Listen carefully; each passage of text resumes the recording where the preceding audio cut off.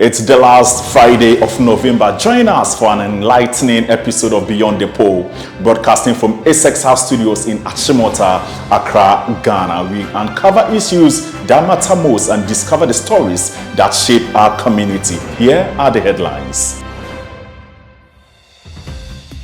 In our feature story, meet Rhoddy, a female truck driver standing against all odds to make impact in her community. This year's Backup Festival focused on empowering women through additional livelihood programs and sustainable development practices in cocoa farming. For our international headline, I link up with my colleague in Nairobi, Kenya. Mercy, please take it up. Thank you, Kojo. Many children living with disability often depend on their families and caregivers for support to perform even the most mundane of tasks. At the Master Empowerment Center, occupational therapy is offering hope and independence for these children. In our paparazzi segment, we introduce you to a new show called The Ballot Box.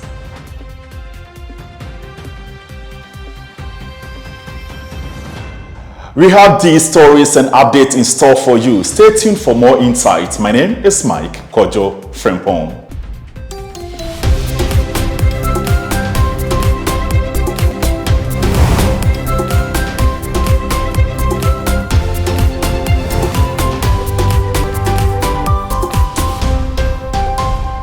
In alignment with our mission to celebrate resilience, Vice Versa Media Ghana proudly partnered with women cocoa farmers to spotlight their indispensable role in the industry.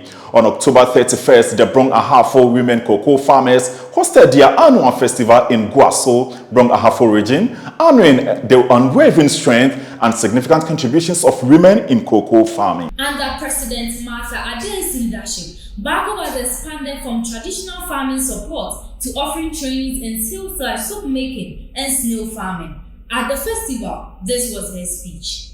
Yawa hai yenya baby a yebetena se office ya anka ye pepa nenso ahoden no enni ho enti ye pe office ya yebetumi atenem na yenso so ya ye meetings anase obi hwehwe ya yebeka se ye wo ha sesi ya koko board ama ye baby kakra bi eho sha enti yenya office ya ye pe afe yenya resource center no bebra yenim se da banko an enya bi ye district ne so eyen kono enti yenya bi ka ho a enka eno nso so ye ni beje ho pa ye ni suade hunu pa ko pa ne se emre kwani mu be se mfie mienu miensa chi no enka ma ya ka ye ho abomu ye betumi atoya nkasa ye koko na ye nso so sika abaye mfoto ema wo mo sem ye nyire ye ho na ye adwumaden Nana Yabuatma Esiedu Asante, Vice Versa Media Ghana's country coordinator, emphasized the company's dedication. Semijina ha na ye Vice Versa Media Ghana inti ena mijina ha emra ye de ye nsoma pa ebeka ba of ma na ye nim se ede bi beba emma ye ma menom emma ekukudamfo be hia wa ha na yensu yejuma na yede ba no ehede ebise yensu yede platform a yede project emane na yema wiase afenina ehu ga ekuafo titru emma ekuafo ejuma pa omoyi menije pise nso se mesu menya opportunity abede announce se nyame ya adom na ye kosu hiem se ya Yensu ye the project your friend Women in Cocoa Festival National and ye the beba ekuafo all unions cooperative groups beba together na ye the Women in Cocoa Festival any awards ebeba the next level.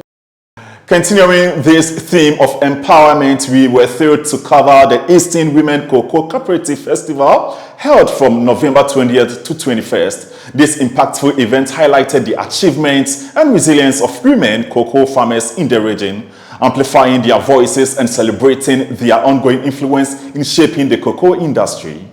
The cooperative is a major milestone in our ongoing efforts to support women in agriculture. My colleague Abna Ewisiwa is live at the event in the Eastern Regional Capital, Koforidua, where women cocoa farmers have gathered to launch their cooperative and begin a new chapter in their journey. Over to you, Abna. Thank you, Kojo Frimpong. I'm at the Eastern Region Women Cocoa Cooperative launch, part of Vice Versa Media Ghana's Women in Cocoa initiative. My name is Abna Eusua. Follow me as we bring to you the highlights of the program.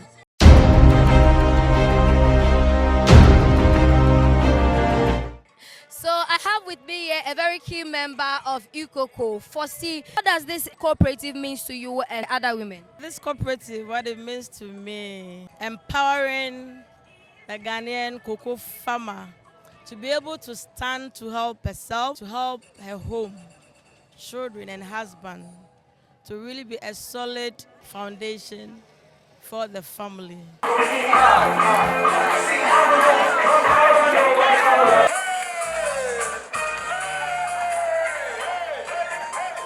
So this is the highlights from Balcom 2024 Festival and also the launch of UCOCO.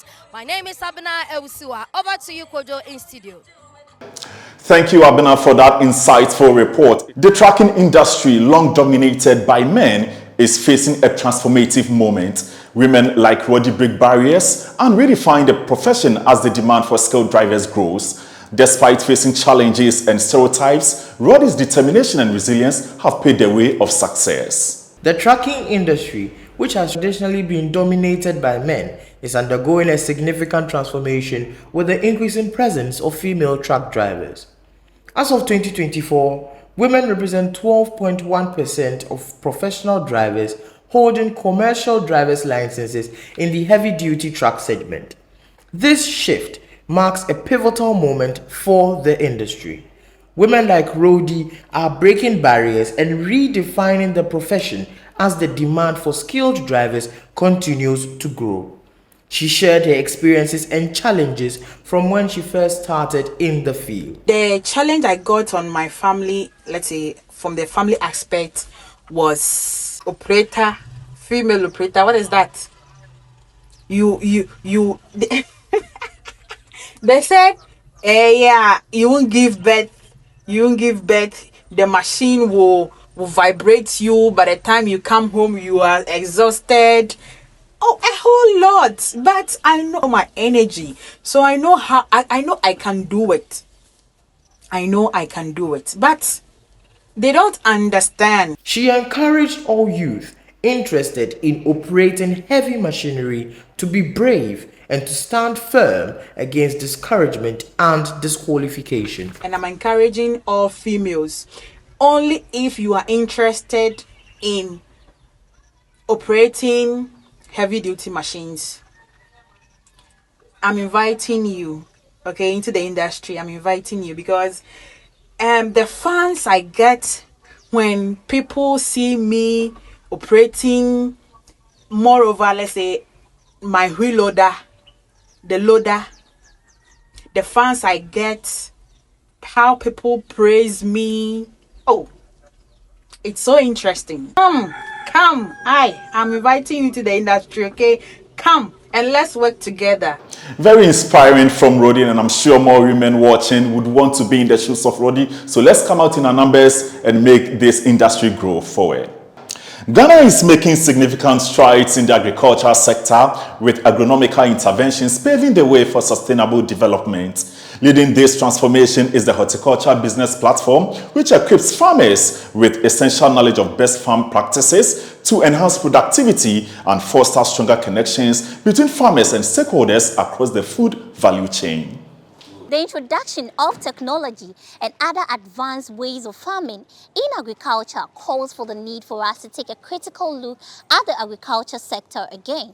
Hence, over the next 3 days, the Horticultural Business Platform is bringing together SMEs to offer them capacity building training and best farming practices to ensure they are able to bridge the gaps within the agriculture sector. As part of the key objectives of the HBP, is to bring value to our members. And our members made up of the SMEs, one of the key areas of concern for most of them was the gaps and then also the certification. There were a number of them that were requesting for a number of certifications, and we thought that having a training session and helping them to attain certain basic certification levels in terms of their business. It will help them move them from one level to the next. Mr. Seidu Mohammed, a facilitator at the training session, highlighted the often overlooked necessity of record keeping in farming. He explained that neglecting this practice not only leads to financial losses, but also creates blind spots in tracking expenses, preventing farmers from making informed decisions to optimize their operations and maximize profit. According to me, there's no one way to do it. That is why I'm giving you a lot of avenues. I've shared the fact that some people are using pictures. I've shared the fact that today, if you have a smartphone, you have no excuse. There's Excel on it.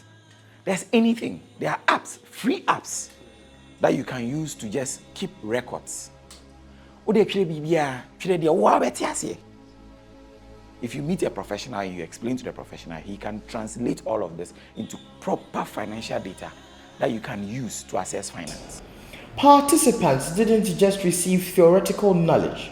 They were also guided through practical, hands-on sessions to solidify their understanding, ensuring they could apply what they learned in real-life scenarios.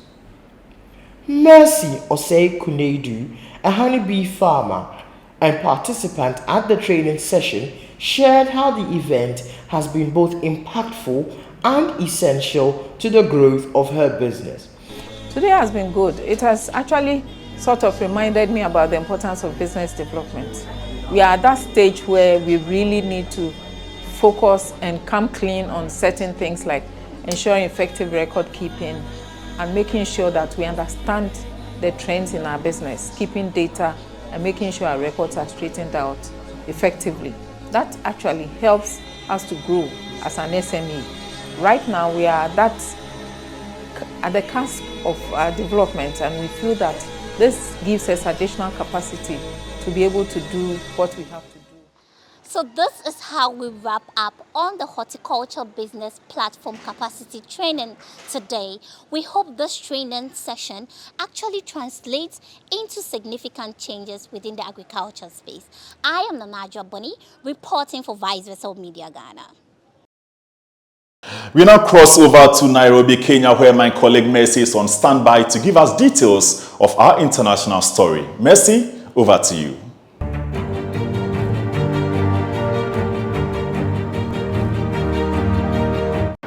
Thank you, Kojo.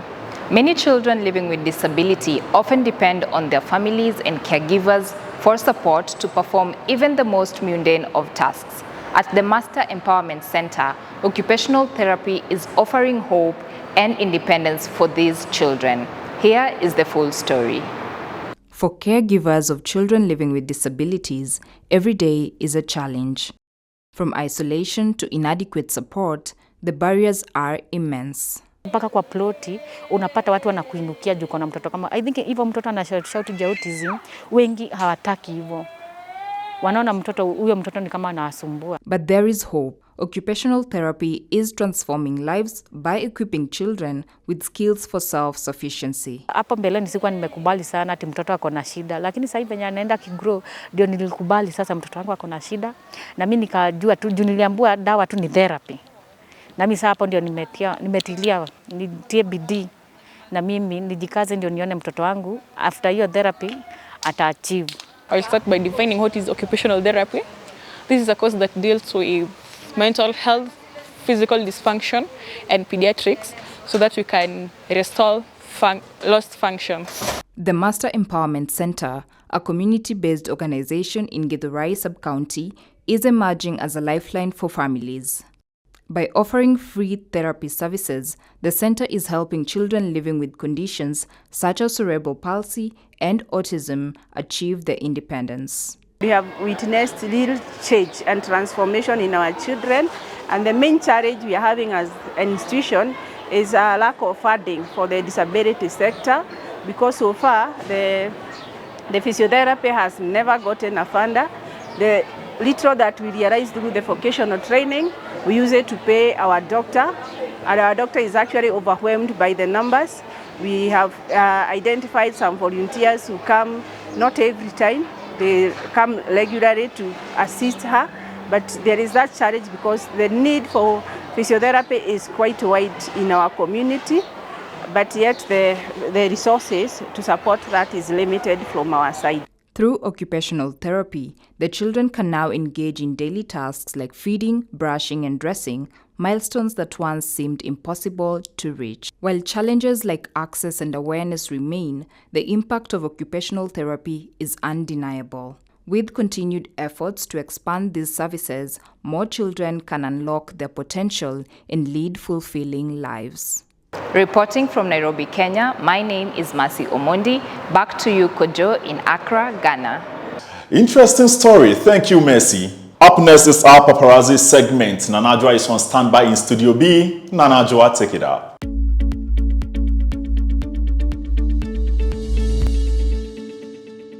Thank you, Kojo. Welcome to the paparazzi segment. I am Nanajwa Buddy. It is no secret that we are a few days away from our election day. Hence, it is very important for us to have very deliberate conversation on our election process, the do's and don'ts. Today in the studio, I have a first-time voter. His name is Dion Kwame Kechui. Hi, Dion. Hi, AJ. How you doing? I'm good. Yourself? You're glowing. Hey, thank you, thank you. You're looking fly as well. Oh, that's on period. Hey, God, this disease will kill us. That's on period, Yeah, right? that's on period. Now, Vice Versa Media Ghana, we are very particular about empowering the youth. So one of the very important or interesting programs we introduced this month is the Ballot Box. The Ballot Box is a program designed to allow first-time voters express their views on why they want to vote for a particular political party, what they look out for. And I am very happy you're a first-time voter. Yeah. You watched a couple of videos, hearing those first-time voters articulate their thoughts. What do you make of it?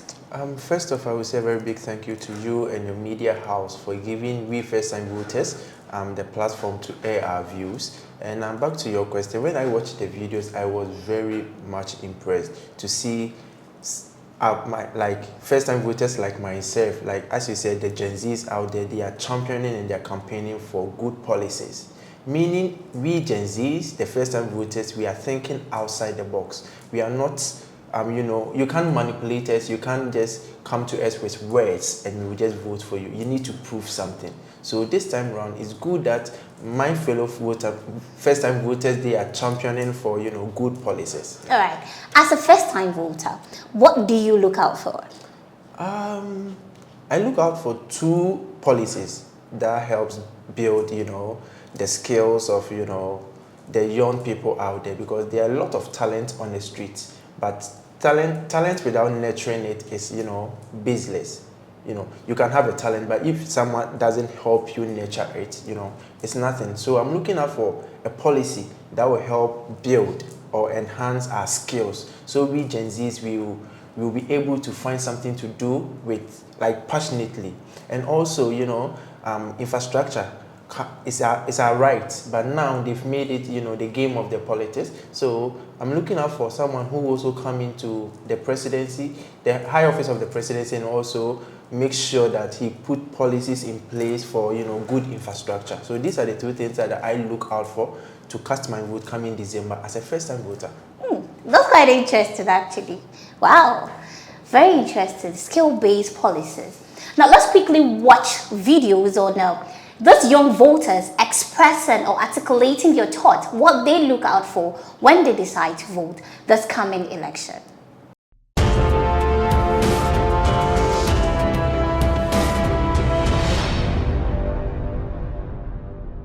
Elections is very important in our African development. I think most of our political party leaders are making promises, and yes, they fulfill some of it but don't fulfill all of it. And it's important for them to fulfill all of it because we use that and depend on that to be able to vote. There are youth empowerment in the villages, There are some potential youth in the villages they have potentials that can drive to change. So if they are identified by the government and they are given training and resources and service, I think there will be much changes in Ghana's economy. We can see the NDC government who had problem with the judicial scandals 2015 and the MPP too. The election just around the corner. Ghanaians are joining up on who will be their next leader. Today we are at Okaike Central asking the residents and the youth on who they will be casting their votes for. My name is Benes Duncan. Come with me, lovely people. This coming election, are you going to vote and who are you voting for? I'll definitely vote, but I've not considered who I'm going to vote for yet because it's confusing. Like they are all the same. This coming election, what candidate are you going to vote for? I will vote for John Dramani Mahama because I want to change the economy. The economy is hard. I want to make the economic better.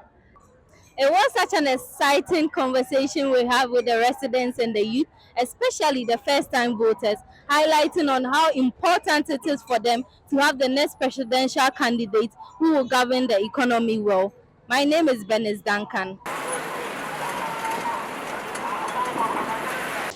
Brilliant, brilliant. Gen Zs nowadays are thinking outside the box without any manipulation from a political party. All right, what are some things that bring up chaos during elections? I think, vote buying, double voting, unemployment, and also going to the police station drunk. Anyways, my producer is telling me that we are running behind schedule. What is your last word to the first-time voter preparing to go cast his vote? Okay, my advice to first-time voters like myself is that, it's your right to vote as a citizen. Don't get influenced or don't get manipulated by any political party or maybe an elderly person based on your personal gain or maybe fake promises that they give it to you. When it's time to vote, coming 7th December, go to your polling station, cast your vote. When you are done, go back home. Relax. When the voting is over and you hear them, announcing or counting it, you can decide to go to the polling station or either watch on TV. But I beg you, your life matters. So if it doesn't go your way, just accept it in good faith because election is not over. There's another 4 years ahead of us. Just accept it. Go back home, find something to eat, bath and sleep. Yes. Thank you. Bath and sleep. There is life after election, guys. Please, be very cautious. There is life after election. Don't kill yourself for a political party or a political candidate who do not know you exist. Nobody cares about you guys. And this is how we wrap up the paparazzi segment. I have been your host, Nana Jobani, and I did this with Ketchin and Kwame Dion. Alright, up next is the VVMG Connect with our guest, Dion Kwame Ketri. It's your boy Ketchin and Kwame Dion, a big fan of Vice Versa Media Ghana, and today I'm connecting with you on the VVMG Connect. On this segment, we connect with all our viewers across our social media platforms. Don't forget, this month we introduce a new show called The Ballot Box, where we give first-time voters, citizens of Ghana, the platform to air their views. And also, we stand to ask them who and what they look out for in order to vote for a particular political party. Let's quickly delve into some of the comments you've been sending to us across our socials. Mabel inside Labadi says, this election there, Alan Chamatiana Elko. Okay, well, what Mabel is saying is that this election, she is waiting patiently to vote for Alan Chamatiana. Well, Mabel, let's see if your vote will emerge Alan Chamatiana into the high office of the presidency coming December 7th. Kisme also saying, nowadays the youth get sense. So, Kisme, if I get you, okay. Kisme is saying that nowadays the youth are able to think on their feet without any manipulation from a political party or their elders. This is also coming in from Sedis inside Achimota. Sedis is saying, me dear, all I'm waiting is to Jakpa. Okay, but before that, if someone says Jakpa, meaning the person wants to travel overseas.